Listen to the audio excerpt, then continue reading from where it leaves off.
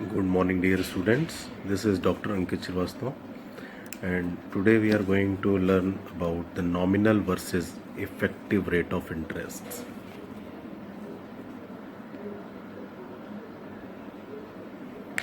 Yes.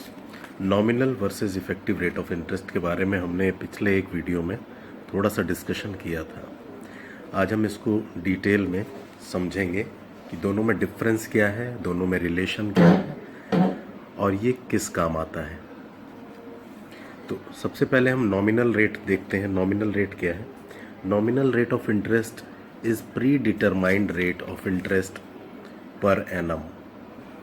देखिए, जब किसी कंपाउंड इंटरेस्ट की कंपाउंडिंग एनुअल बेसिस पर की जाती है, कंपाउंड इंटरेस्ट की कैलकुलेशन एनुअल बेसिस पर की जाती है, तब नॉमिनल और इफेक्टिव रेट ऑफ इंटरेस्ट का कोई भी कॉन्सेप्ट एग्जिस्ट नहीं करता है। लेकिन जब कंपाउंडिंग साल में 2 बार, साल में 4 बार या साल में 12 बार, यानी कि मंथली बेसिस पर, क्वार्टरली बेसिस पर या हाफ ईयरली बेसिस पर की जाती है, तभी नॉमिनल और इफेक्टिव रेट ऑफ इंटरेस्ट का कॉन्सेप्ट आता है। इसके पहले कोई मतलब नहीं है। अब नॉमिनल क्या होता है? अगर कंपाउंडिंग मंथली, हाफ ईयरली या एनुअल बेसिस क्वार्टरली बेसिस पर की जा रही है, तो pre determined rate per annum, जो भी interest rate per annum specified रहता है किसी स्कीम के साथ, that is called nominal interest rate. और वहीं पर इफेक्टिव रेट क्या होता है? जब कंपाउंडिंग मंथली, क्वार्टरली या हाफ ईयरली बेसिस पर होती है, तो जो हम इंटरेस्ट अर्न करते हैं, interest earn annually in case of monthly, quarterly और हाफ ईयरली कंपाउंडिंग, तो हमारा इंटरेस्ट नॉमिनल इंटरेस्ट रेट से थोड़ा सा अधिक हो जाता है, क्योंकि प्रिंसिपल हमारा हर पीरियड में चेंज होता रहता है। तो सपोज अगर मंथली कंपाउंडिंग हो रही है, तो हमारा प्रिंसिपल हर महीने चेंज होगा, यानी कि हर महीने का इंटरेस्ट पिछले महीने के प्रिंसिपल में ऐड होकर के अगले महीने के लिए एक नया प्रिंसिपल फॉर्म करेगा। इन दैट केस हमारा इफेक्टिव इंटरेस्ट जो हम अर्न करेंगे, जो इंटरेस्ट हम वास्तव में अर्न करेंगे at the end of the period, यानी कि साल के अंत में, वो नॉमिनल इंटरेस्ट रेट से अधिक होगा, नॉमिनल इंटरेस्ट रेट से अधिक होगा। ठीक है, यही कॉन्सेप्ट है आपका नॉमिनल और इफेक्टिव इंटरेस्ट रेट का। अब इनके बीच में रिलेशन क्या है? इनके बीच में ये रिलेशन हम इस फॉर्मूले से हम इसको डिनोट कर सकते हैं। 1 plus J, 1 is the principal, J is the effective interest rate. यानी कि सिंपली अगर हम अमाउंट लिखें ए, इसको हम ए लिखते थे फॉर्मूले में अमाउंट, ठीक है? तो अमाउंट की जगह पर हमने 1 प्लस जे लिख दिया है। अमाउंट क्या होता है? Principal plus interest. तो ये वो प्रिंसिपल है आपका, ओरिजिनल प्रिंसिपल, और ये वो रेट है जो आपने अर्न किया है। ठीक है? और ये फॉर्मूला एक साल के लिए एनुअल बेसिस पर जब हम इसको कैलकुलेट करेंगे, तो 1 plus I upon M to the power M. ये हमने क्यों किया? ये एवरी सिंगल रुपी के लिए हम कैलकुलेट कर रहे हैं। तो जब हम 1 रुपए के लिए कैलकुलेट कर रहे हैं, तो पी की जगह पर 1 हो जाएगा और वो 0, मतलब उसका कोई मतलब नहीं रहेगा वहाँ पर। फॉर्मूले में p इज़ 1, ठीक है? तो यहाँ पे 1 लिखें या ना लिखें कोई फ़र्क नहीं पड़ता। ब्रैकेट में 1 प्लस आर बाई 100 हम लिखते थे, तो आर बाई 100 की जगह पर हमने आर यानी कि इंटरेस्ट रेट को आई से डिनोट किया है यहाँ पर। And M is the number of compounding per year. एक साल में कितनी बार कंपाउंडिंग हो रही है? सपोज हाफ ईयरली कंपाउंडिंग हो रही है, तो हम इंटरेस्ट रेट को 2 से डिवाइड करते हैं और टाइम पीरियड को 2 से मल्टीप्लाई करते हैं। ठीक है? तो चूंकि 1 ईयर की बात हो रही है, तो m इंटू 1 कर दिया हमने, 1 इंटू एम कर दिया, और इंटरेस्ट रेट को m से डिवाइड कर दिया। 4 बार होगी कंपाउंडिंग, यानी कि क्वार्टरली कंपाउंडिंग होगी, तो i डिवाइडेड बाई 4 हो जाएगा। मंथली कंपाउंडिंग के केस में i डिवाइडेड बाई 12 हो जाएगा। डेली कंपाउंडिंग के केस में i डिवाइडेड बाई 365 हो जाएगा, और यह 365 इंटू 1 हो जाएगा। तो उसी तरह से जब हम उसी फॉर्मूले को जब हमने इधर लिखा दूसरी तरीके से जे के रिस्पेक्ट में, यानी कि इफेक्टिव रेट के रिस्पेक्ट में, देन इट विल बिकम, ये 1 हमारा प्रिंसिपल इधर आ जाएगा तो माइनस हो जाएगा, यानी कि जो इंटरेस्ट हमने अर्न किया है वो हम इधर जे से डिनोट कर सकते हैं. Okay, I is the nominal rate of interest per annum. M number of times interest is compounded in a year, and 1 plus J is the amount of 1 rupee after 1 year, and J is the effective rate of interest per rupee per annum. J is the effective rate of interest. When compound interest is calculated yearly, the concept of effective rate or nominal rate does not exist. ठीक है. अब हम देखते हैं कि compounding अगर monthly, quarterly या half yearly basis पर होती है तो उसका फ़र्क क्या होता है, इससे हम कहाँ पर हमको लेकर जाएगा ये. एक क्वेश्चन में, एक वीडियो में लास्ट हमने आपको ये समझाया था कि अगर कंपाउंडिंग पीरियड बढ़ता है एक साल में, एक से ज़्यादा बार कंपाउंडिंग की जाती है तो उसका क्या फ़र्क पड़ता है. देखिए, नॉर्मल फार्मूला हमारा कंपाउंड इंटरेस्ट का ये होता है, A is equal to P 1 plus R by 100 to the power n. हमने अगर R 100% लिया और प्रिंसिपल हमारा अगर 1 रुपये हो और 1 साल का टाइम पीरियड हो, ठीक है, समझ गए. Principal is 1 rupee, n is 1 year and R is 100%. ठीक है. इन दिस केस अगर हम ईयरली कंपाउंडिंग करते हैं तो देखिए क्या होता है. ए, ये मैंने पहले से लिख रखा है जिससे कैलकुलेशन में टाइम ना वेस्ट हो.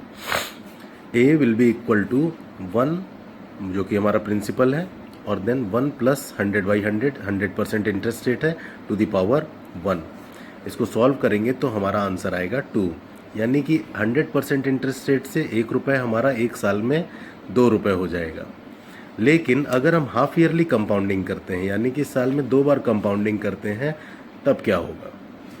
साल में 2 बार कंपाउंडिंग करते ही हमारा अमाउंट 2.25 हो जाएगा. देखिए यहाँ पे हमने रेट ऑफ इंटरेस्ट को 2 से डिवाइड कर दिया और टाइम को, यानी कि n नंबर ऑफ ईयर्स को हमने 2 से मल्टीप्लाई कर दिया. 1 साल था, अब साल में 2 बार कंपाउंडिंग हो रही तो हमने यहाँ 2 से मल्टीप्लाई कर रखा है. इसे सॉल्व करने पर हमारी वैल्यू आएगी, अमाउंट आएगा 2.25. देखिए 2 से बढ़ करके 2.25 हो गया सिर्फ 2 बार कंपाउंडिंग करने से. पहले जब 1 बार कंपाउंडिंग हो रही थी साल में, एनुअल कंपाउंडिंग हो रही थी, तो ये 2 रुपये हुआ था हमारा 1 रुपये. लेकिन जैसे ही हाफ ईयरली कंपाउंडिंग हुई तो हमारा 1 रुपये बढ़ करके हो गया 2.25. यही जो दोनों रेट का डिफरेंस है, एक्चुअल रेट था 100% जब एनुअल कंपाउंडिंग हो रही थी, लेकिन हाफ ईयरली कंपाउंडिंग करते ही इफेक्टिव हो गया 2.25, यानी कि 125% हो गया. ये 0.25%, ये सॉरी, हमारा नॉमिनल रेट तो 100% था, बट इफेक्टिव रेट हमारा 125% हो गया. यही 0.25, अगर हम इसको 2.25 माइनस इसमें से प्रिंसिपल कर दें -1, जैसे कि हमने आपको फॉर्मूले में दिखाया था, तो ये जे हो जाएगा. जे विल बी इक्वल टू 1.25 और 125%. चलिए आगे देखते हैं. अगर हम क्वार्टरली कंपाउंडिंग करेंगे, यानी कि हमने इंटरेस्ट रेट को 4 से डिवाइड कर दिया और नंबर ऑफ ईयर्स को हमने 4 से मल्टीप्लाई कर दिया. इन that case the amount will B 2.4414%. ठीक, सॉरी, 2 रुपये 44 पैसे. ये मैंने डेसिमल के कई पॉइंट्स तक लिख रखा है. ये अभी मैं आपको बताऊंगा कि मैंने इतना लंबा क्यों लिखा है. ज़रूरत तो हमें सिर्फ इतने की थी, 2.44 की थी, बट फिर भी अभी मैंने इसको डेसिमल के बाद 6-7 प्लेसेस तक लिख रखा है. जब हम मंथली कंपाउंडिंग करेंगे तो in that case monthly compounding में हम इंटरेस्ट रेट को 12 से डिवाइड करेंगे और इन ईयर को, यानी नंबर ऑफ ईयर्स को, टाइम पीरियड को 12 से मल्टीप्लाई करेंगे. And then R 1 rupee will become 2.61 rupees. ठीक है.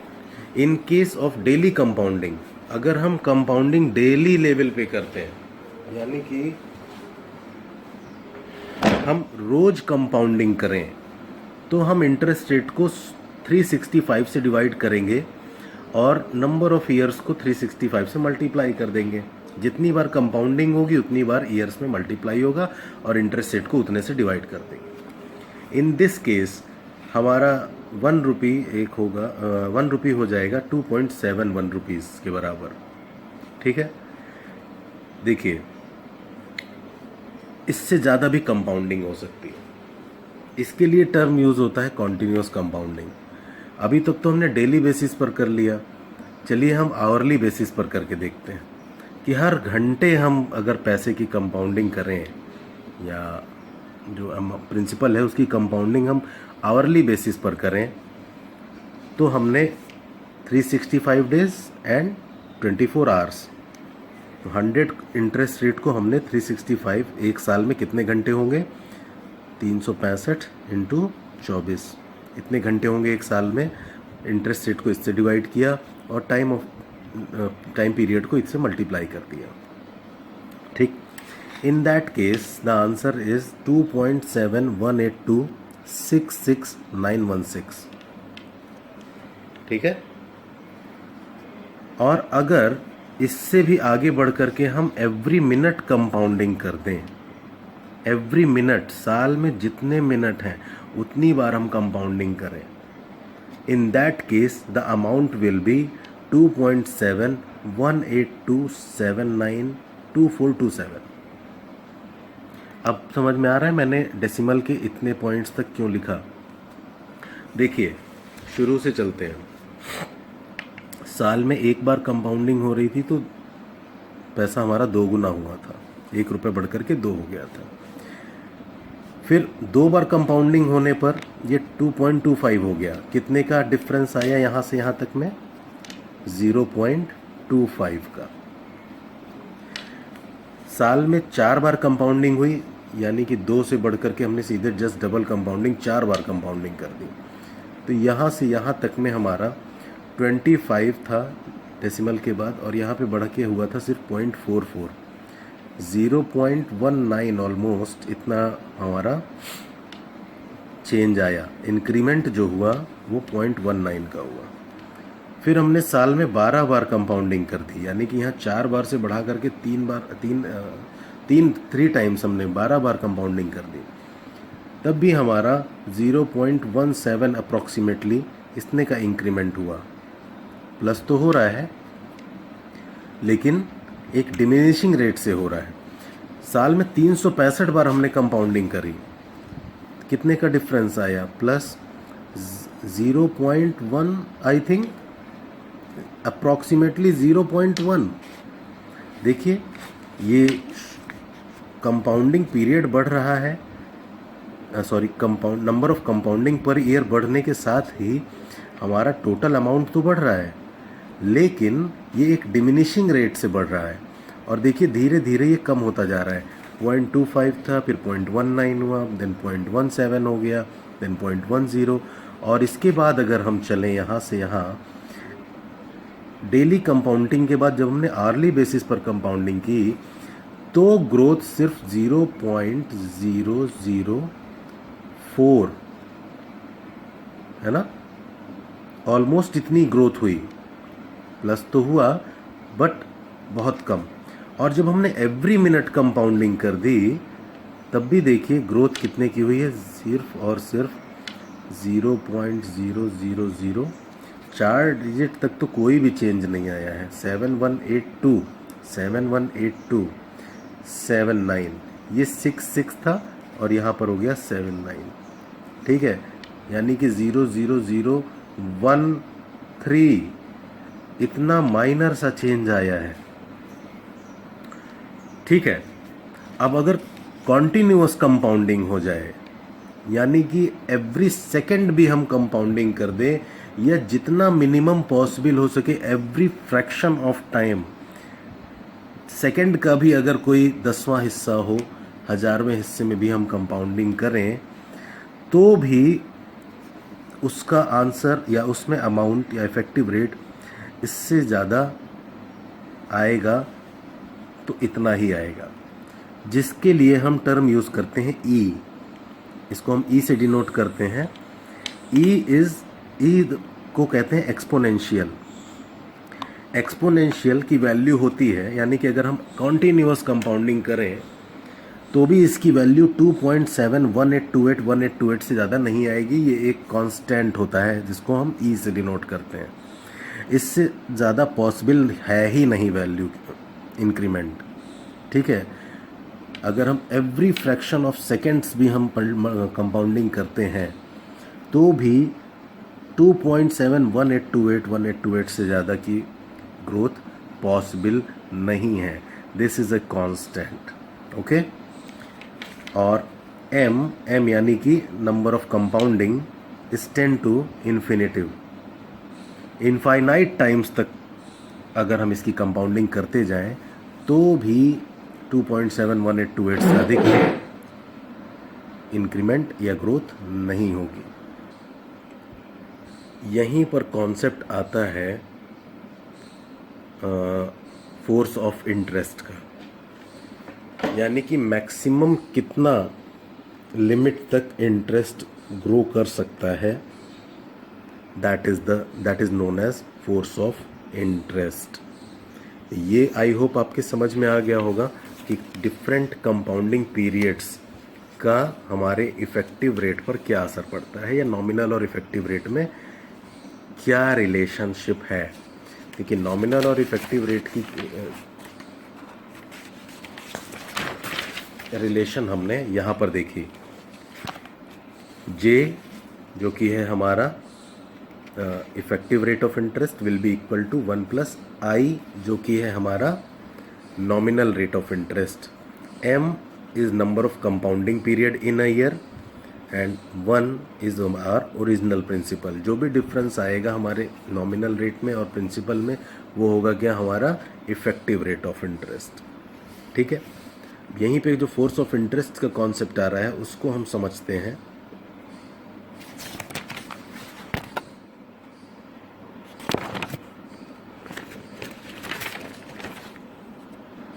देखिए, in case of continuous compounding, ये जो भी ऊपर फॉर्मूला हमने देखा था J is equal to 1 plus I upon M to the power m minus 1, या 1 प्लस जे का जो फॉर्मूला देखा था हमने ये वाला 1 plus J is equal to, इसे ही हम दूसरे फॉर्म में लिख सकते हैं. कैसे लिखेंगे? 1 plus J is equal to limit. This is known as limit, यानी कि इंटरेस्ट की लिमिट कितनी है, किस लिमिट तक हम जा सकते हैं अगर हम कॉन्टिन्यूस कंपाउंडिंग करते हैं, यानी कि इनफाइनाइट टाइम्स तक, जहाँ पे m इज़ इनफाइनाइट, यानी कि इनफाइनाइट बार अगर हम कंपाउंडिंग करें पर रुपी पर ईयर, तो हमारा फोर्स ऑफ इंटरेस्ट का कॉन्सेप्ट यहाँ पर आएगा. ठीक है. इसे हम एक्सपेंड करेंगे. टोटल हम लास्ट में हम जहाँ पे पहुँचेंगे that will be e to the power delta. देखिए, फोर्स ऑफ इंटरेस्ट को हम डेल्टा से डिनोट करते हैं. ठीक है. डेल्टा, और delta is nothing but the nominal interest. इसको हम यहाँ पर डेल्टा से डिनोट कर रहे हैं, जिसको हमने ऊपर इस फॉर्मूले में आई से डिनोट किया था. ठीक है. तो फोर्स ऑफ इंटरेस्ट को हम डेल्टा से डिनोट करते हैं, और ये इंटरेस्ट नॉमिनल इंटरेस्ट रेट ही होता है. लिखने के पॉइंट ऑफ व्यू से हम इसको डेल्टा से लिखते हैं, डिनोट करते हैं. और लास्ट में जब चूंकि इनफाइनाइट टाइम्स तक उसको हम कंपाउंडिंग कर रहे हैं, तो हम इनफाइनाइट टाइम, देखिए हमने लास्ट एग्जांपल में देखा यहाँ पर कि m अगर इनफाइनाइट भी होता है, यानी कि इनफाइनाइट टाइम्स हम इसको कंपाउंडिंग करते हैं, तो भी हम अमाउंट जो होगा हमारा 2.71828 से ज़्यादा नहीं जाएगा, यानी कि एक्सपोनेंशियल कांस्टेंट तक आके ये रुक जाएगा. ठीक है. तो in that case 1 plus J will be equal to exponential to the power delta. आपको इसका डेरिवेशन नहीं समझ में आया, कोई बात नहीं. इसको हम ऐसे सिंपली लिख सकते हैं कि आफ्टर t ईयर्स, ये पूछा भी नहीं जाता कभी एग्ज़ाम में, आप इसको याद कर सकते हैं, देख सकते हैं, लिख सकते हैं एग्ज़ाम में, लेकिन इससे इसका डेरिवेशन नहीं पूछा जाएगा. सिंपली इतना समझिए कि आफ्टर t ईयर्स प्रिंसिपल या अमाउंट जो होगा आपका आफ्टर t ईयर्स प्रिंसिपल, यानी कि amount after t years, and P0 is initial principal, then PT यानी कि amount will be equal to P0 यानी कि आपका initial principal exponential to the power delta t. या इसको हम सिंपल लिख सकते हैं, A will be equal to principal into exponential to the power interest and t number of years, कितने साल में कितने साल तक कंपाउंडिंग करनी है और एक्सपोनेंशियल, ये दो चीज़ें आपको ध्यान रखनी है, ठीक है। तो हम कह सकते हैं the nominal rate I denoted by delta compounded continuously and equivalent to a given effective rate is called the force of interest, ठीक है। J is the effective rate of interest, delta is the force of interest, M is number of compounding in a year, तो infinite तक हो रही है, मतलब जितना possible हो सकता है हम उतनी बार इसको कंपाउंडिंग कर रहे हैं, ठीक है। इसके न्यूमेरिकल्स हम लोग कल लगाते हैं। चलिए, थैंक यू।